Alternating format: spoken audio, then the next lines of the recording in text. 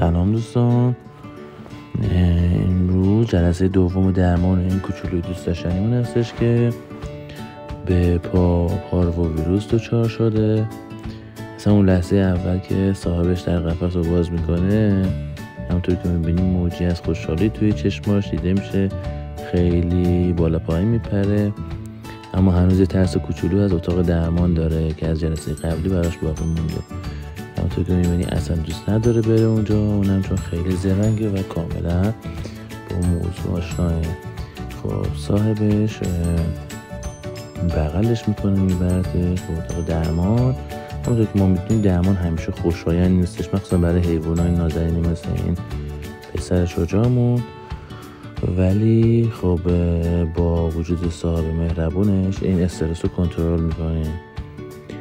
دیشب یه بازیگوشی کرده بوده داخل پانسیون و آنژیوکتش رو گاز گرفته بوده که باعث شدش مسیر آنژیوکتش برای تزریق خراب بشه و کار خانم دکتر یه کمی سخت‌تر بشه.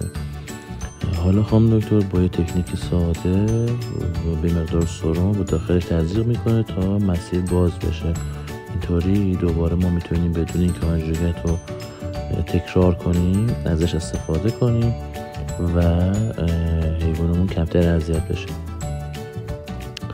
بعد از اینکه خیالمون راحت شد، خانم دکتر سرم رو بس میکنه و همونطور که مشاهده میکنین داروها رو یکی یکی تزریق میکنه از قسمت دیگه آنژیوکت و درمان رو برای این جلسه براشون کامل میکنه. این مرحله از درمان دقیقمون ضروریه و تقریبا یه 4-5 دقیقه طول میکشه تا داروها به همراه سرم به سگمون تزریق بشه. از اونجایی که سگمون نمیتونه غذا بخوره، حتما باید بهش سرم وصل کنیم و مواد غذایی رو از طریق سرم و مواد تقویتی و داروها رو دریافت کنید تا حالش سریعتر بهتر بشه. همونطور که میبینی سگ ما نژادش میکسی از ژرمن و خراسانی هستش که خیلی هم همکاری میکنه، اخلاق خوبی داره و خانم دکتر رو اذیت نمیکنه. خانم دکتر هم که همونطور که میبینیم داروهاشون رو با دقت براشون تزریق میکنه. پارو ویروس یه بیماری ویروسیه که معمولا طول سگا رو درگیر میکنه. حتما باید واکسن بزنن صاحبای عزیز به سگاشون تا دچار این بیماری نشن.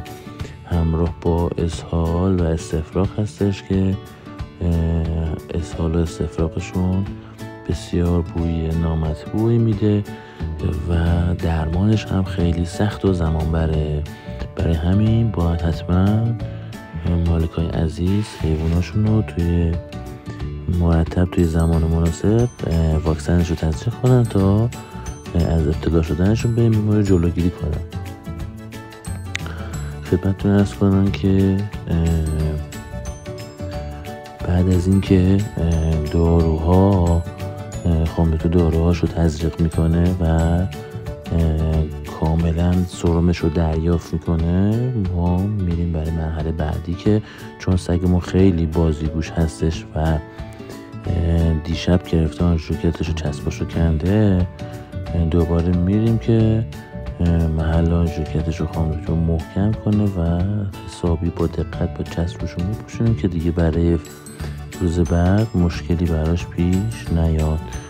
اینطوری حداقل تا حدودی خیال خودمون رو راحت میکنیم که برای فردا نیازی نباشه که دست دیگه شما آنژیوکت تزریق کنیم، چون حیوان خودش متوجه نیست و آنژیوکت یه مقداری دستش رو آزار میده که این اذیت شدنه باعث میشه که خودش با دندون یا با پاش گاز بگیره، چسبش رو محل آنژیوکتش رو خراب کنه و خودش رو به زحمت بندازه. از اونجایی که تعداد رگ‌هایی که برای گرفتن آنژیوکت محدوده، واسه همین باید همیشه دقت کنیم تا حیوان محل آنژیوکتش رو خراب نکنه، چسبش رو یا خود آنژیوکت رو جابجا نکنه. توی سگ‌ها چون خیلی بزرگن گردنبند الیزابت نمیتونیم استفاده کنیم، ولی توی گربه‌ها حتما باید بهشون گردنبند الیزابت داده بشه تا محلش رو محل ژاکتشون رو خراب نکنن. بعد از اینکه درمانمون تمام شده یکم رهاش کردیم توی محیط تا بچرخه و آروم بشه، اما همونطور که می‌بینید یه سورپرایز زیبا داشتیم. از پشت شیشه با گربه مجموعمون هم آشنا شده، داره سعی میکنه از اون ور شیشه باهاش بازی کنه. اولین برخوردش با گربه خیلی جالب بود برای من، همونطور که می‌بینید ظاهرا از این آشنایی جدیدم بعدشون نیومده، با هم دیگه ارتباط خوبی گرفتن. به امیدوارم که این کوچولومون خیلی زود کامل خوب بشه و به زندگی عادیش برگرده. مرسی از توجه شما.